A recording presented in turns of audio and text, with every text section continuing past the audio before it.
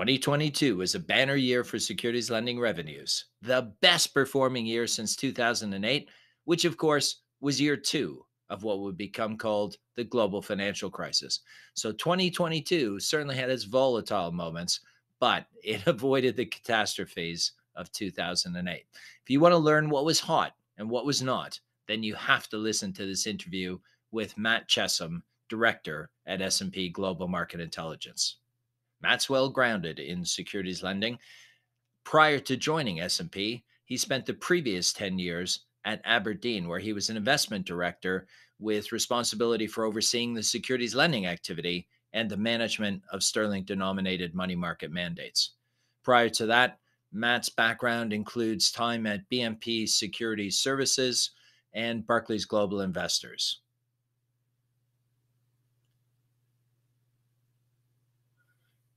Matt's a former member of the Bank of England Securities Lending Committee and a former board member of the International Securities Lending Association.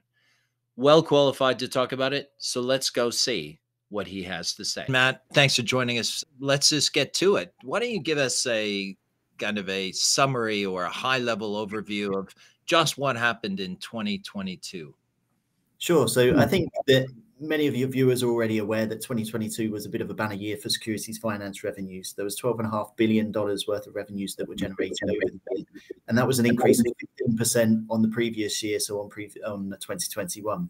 Now, we've also been stating that it's been the best year for securities finance revenues since 2008, when 13.2 billion worth of revenues were generated.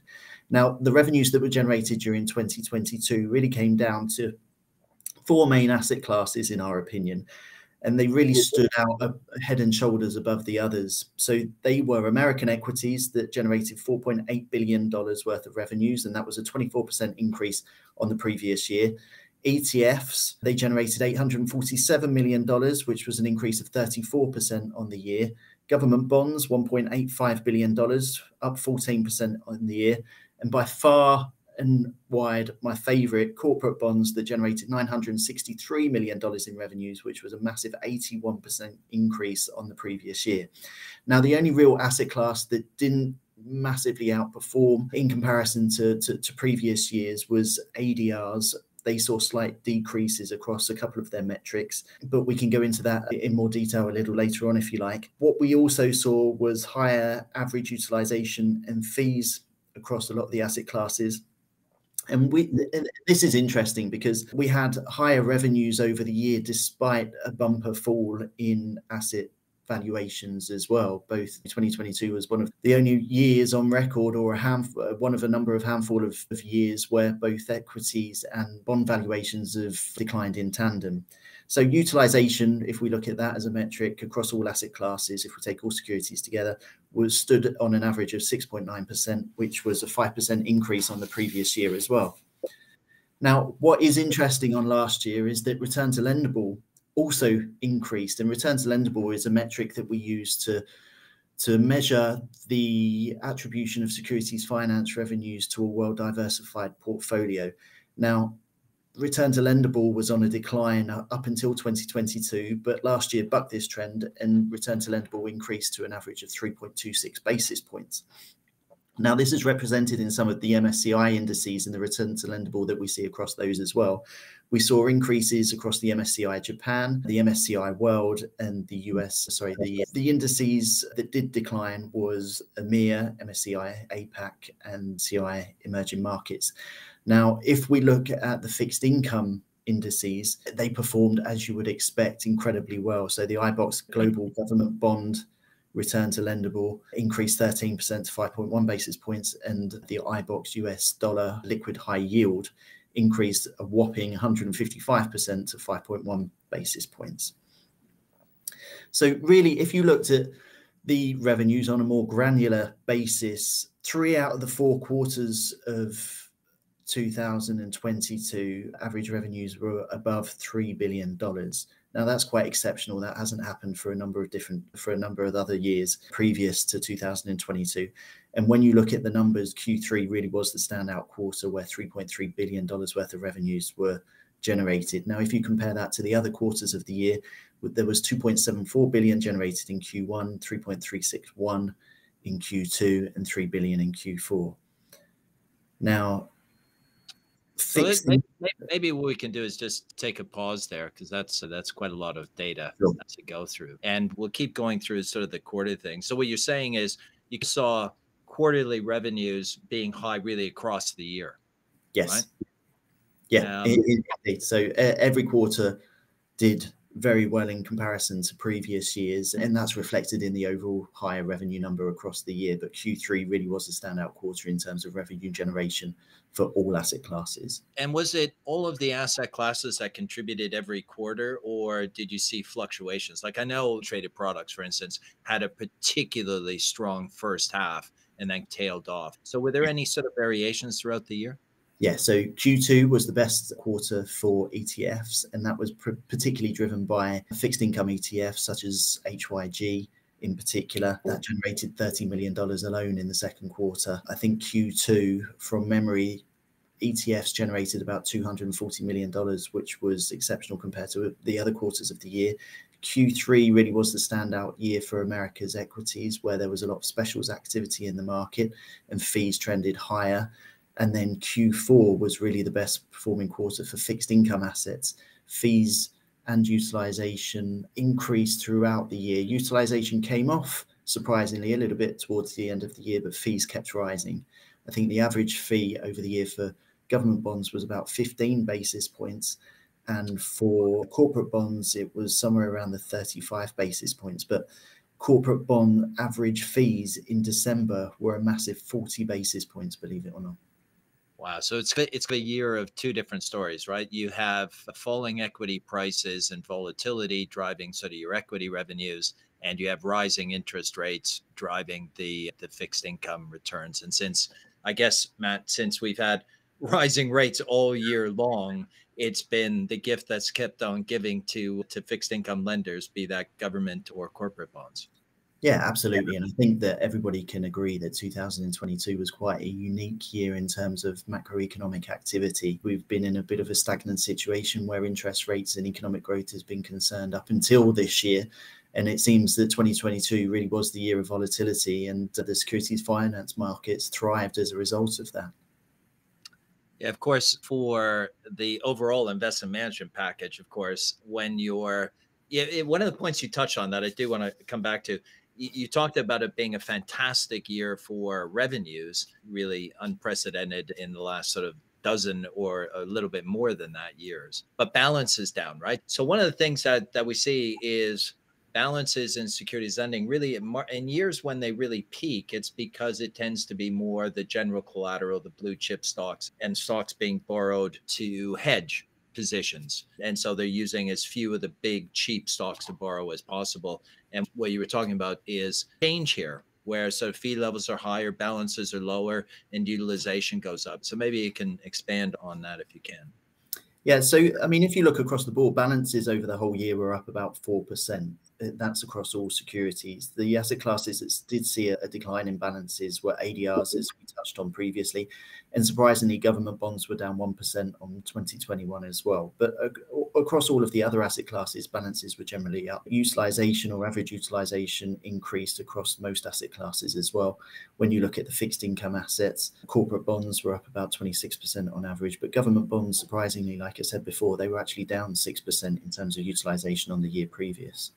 Yeah, so I guess in your own background, fixed income and government bonds are really a part of your own sort of expertise from your background. I'm curious that both the fall in balance, well, really the fall in balances, actually the increase in revenues, I get that. Any thoughts as to why that's the case?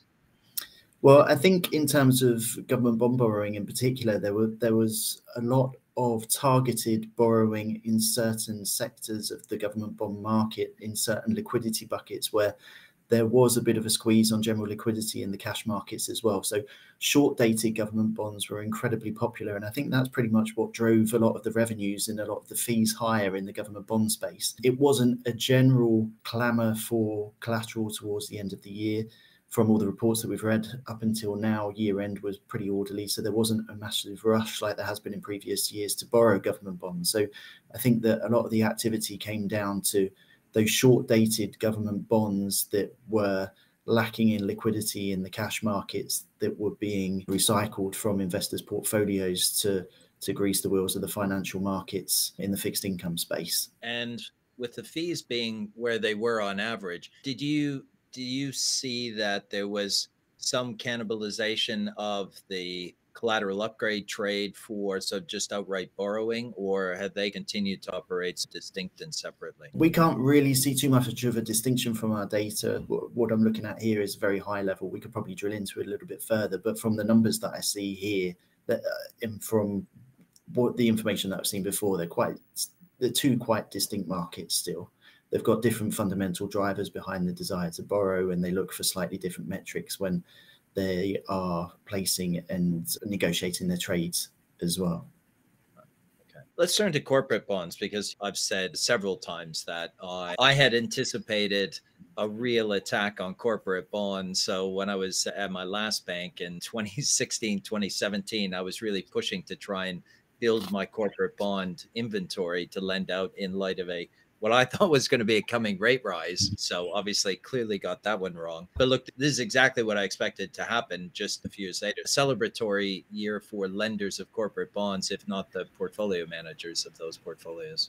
Yeah, I think that's true. I think everybody had the anticipation that rates were going to rise. It was a question of when. They did this year, and and they definitely made up for some of the activity that had taken place in years previous. And we've never seen rate rises so steep and so quick as we've seen during 2022. And corporate bonds have definitely reflected the impact of those in the revenues that they've generated. And the interesting part about the corporate bond borrowing scene is that it hasn't really come down to any specials activity. I think that demand has been quite widespread, and I think that's for a number of different reasons.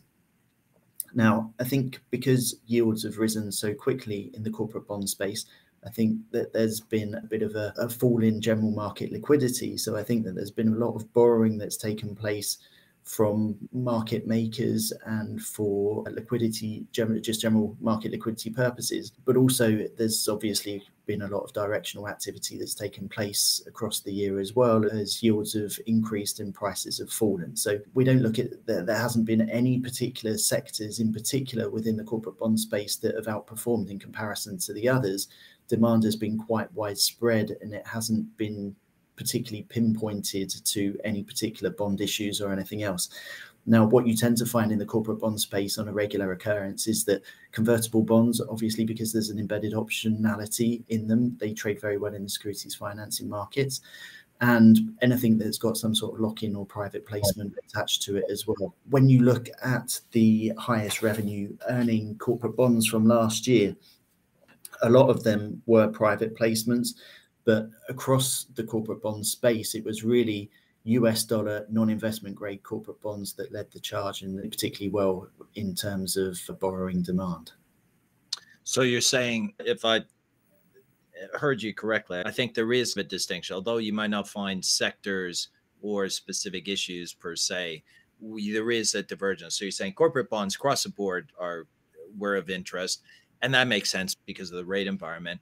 But all things being equal, one of the things you could have expected, maybe the reason for the demand, is that corporate bonds just generally have less liquidity in them. So there's just going to be more activity. Any bond I can get is a proxy for the rate rise environment. But you're also saying that there was, particularly with the HYG in the second quarter there, the ETF, and the non-investment grade bonds, there is a bias saying, all things being equal, if I can actually get my hands on the lower quality bonds, I'm going to borrow them more and pay a little bit more.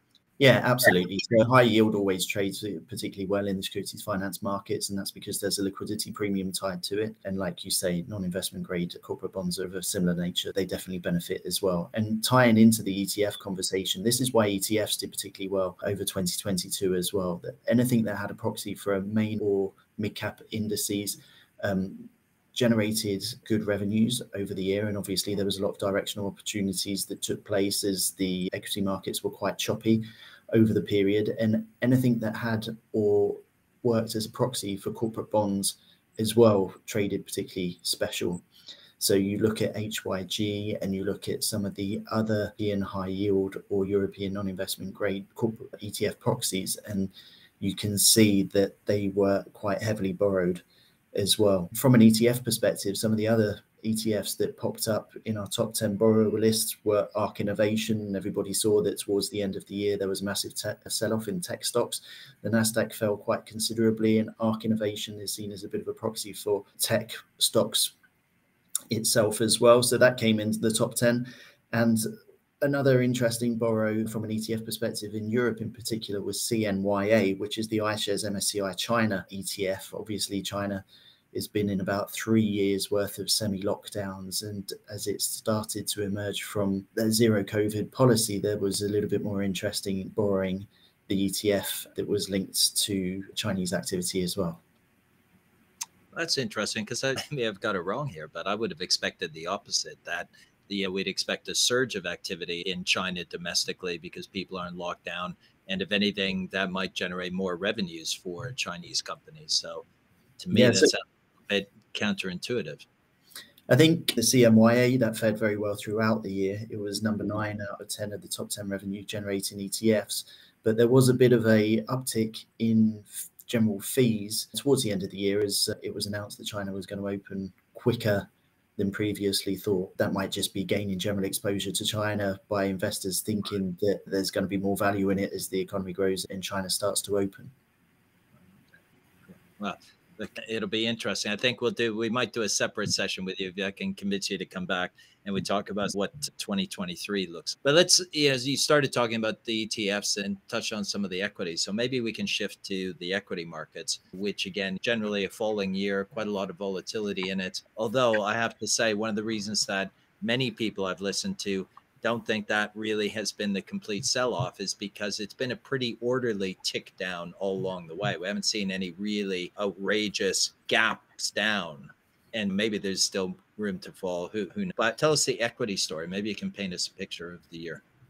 So if we look across the board, all equities, they generated $9.6 billion worth of revenues, and that was an increase of 10% on 2021. Balances were up across the equity space roughly about 7%, and average fees were up 2% to 74 basis points.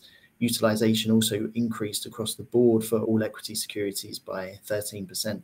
Now, equity markets, they were a bit of a tale of two stories, really. APAC equities, they didn't really fare as well as they had done previously. Revenues came in at just over $2 billion. That was a 1% increase on 2021. In terms of EMEA, revenues came in at just under 1.5 billion, and that was a very slight increase of 1% as well. If you look at America's equities, though, $4.7 billion worth of revenues, and that's a 24% increase.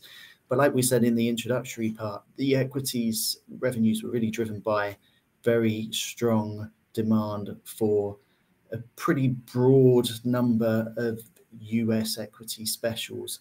I think everybody's pretty familiar with them, and you see the names in the press on a daily basis. The EV sector, so electric vehicles, were very heavily borrowed, and they were very heavily sought after over the year.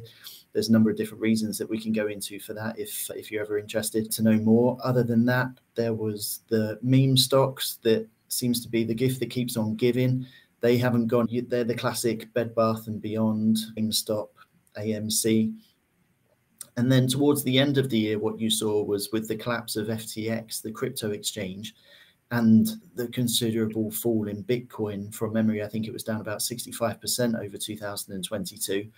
There was a lot more directional activity that was taking place in the software sector, particularly in the US. And they were companies that had either invested directly in Bitcoin and they were holding it on their balance sheet, or they were Bitcoin miners. And I think investors started to question their business strategies, especially with the energy crisis in Europe. Any European-based coin miners were particularly badly hit, but even in the US, where energy doesn't cost so much, because obviously mining Bitcoin is a very energy-intensive business, because of the of FTX and the decline of Bitcoin, they started to be heavily shorted as well.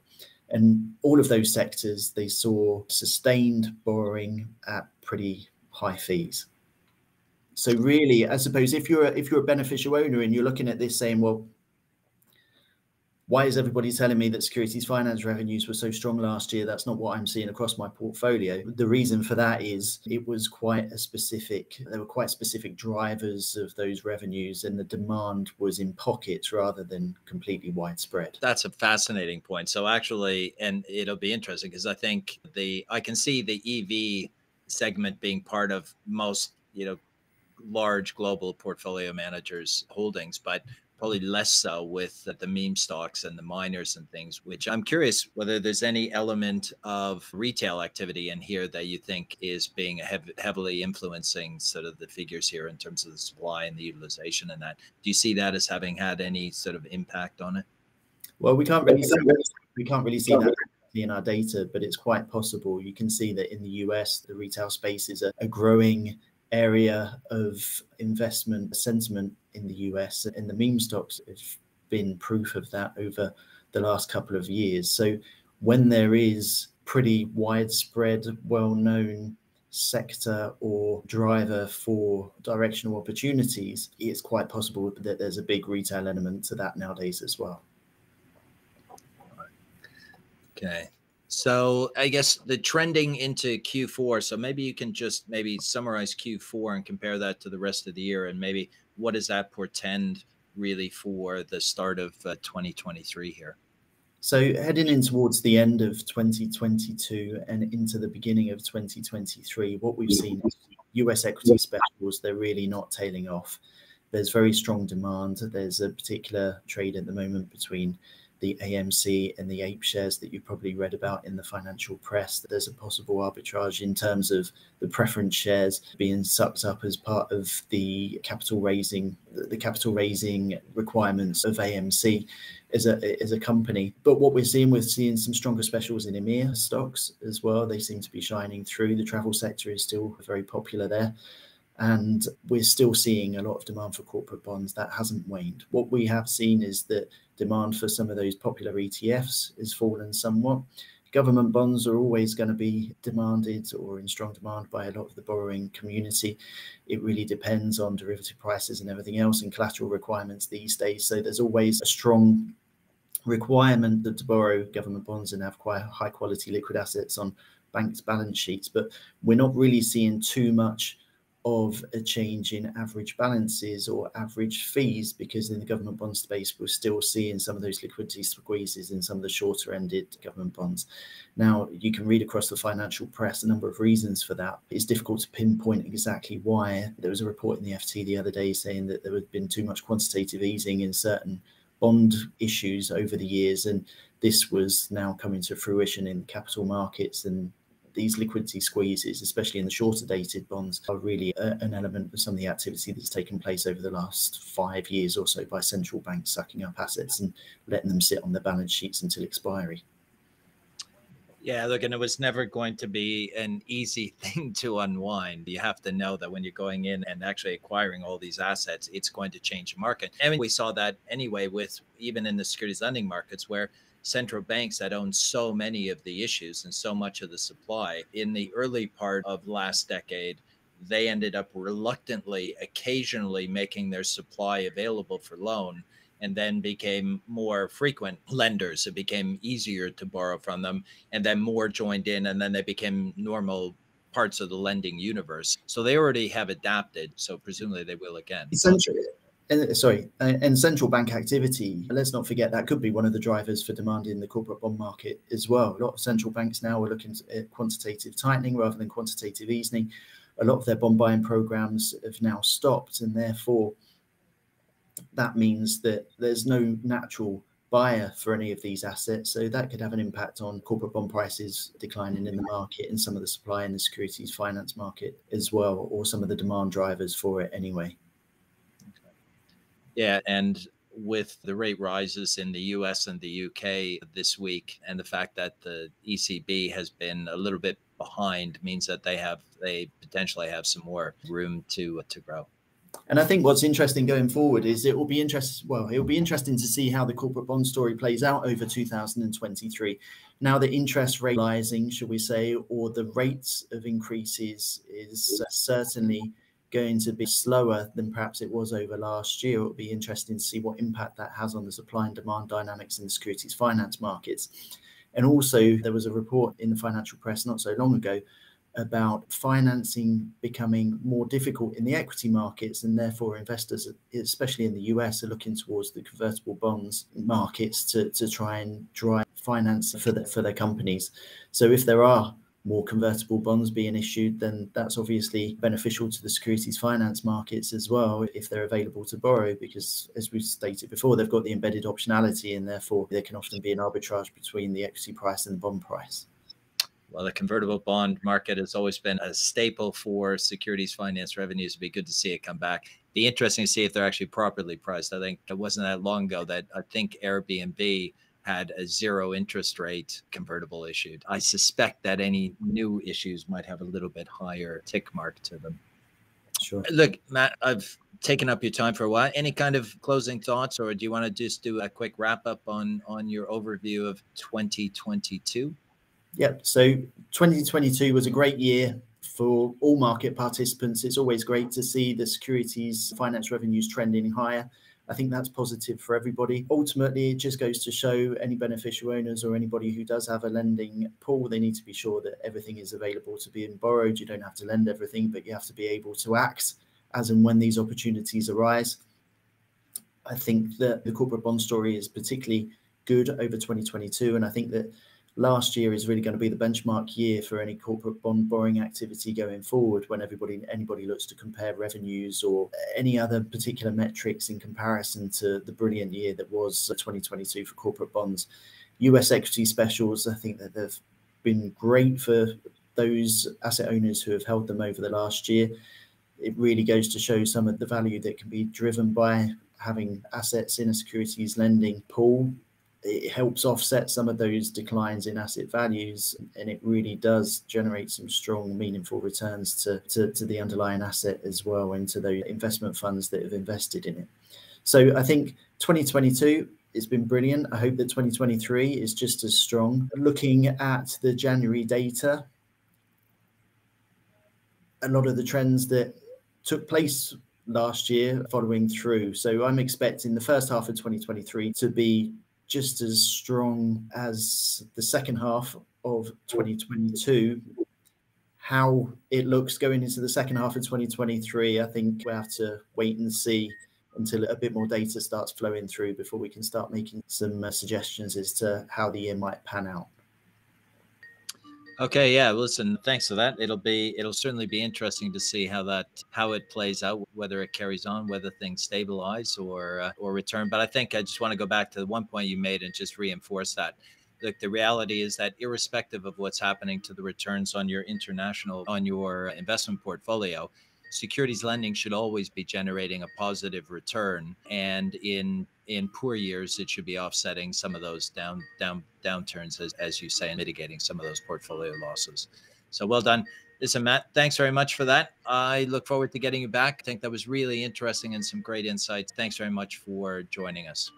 Yeah, well, thanks for the invite. It's been great. Look, I know it's been a while since I've done a video, but frankly, I've been swamped with work over the past few months and just haven't had the time. I hope you enjoyed the interview with Matt, and I'm hoping it won't be that long again until I post my next video. I'm Roy Zimmerhansl. This has been another in my series on the art of securities finance, and I look forward to catching you next time.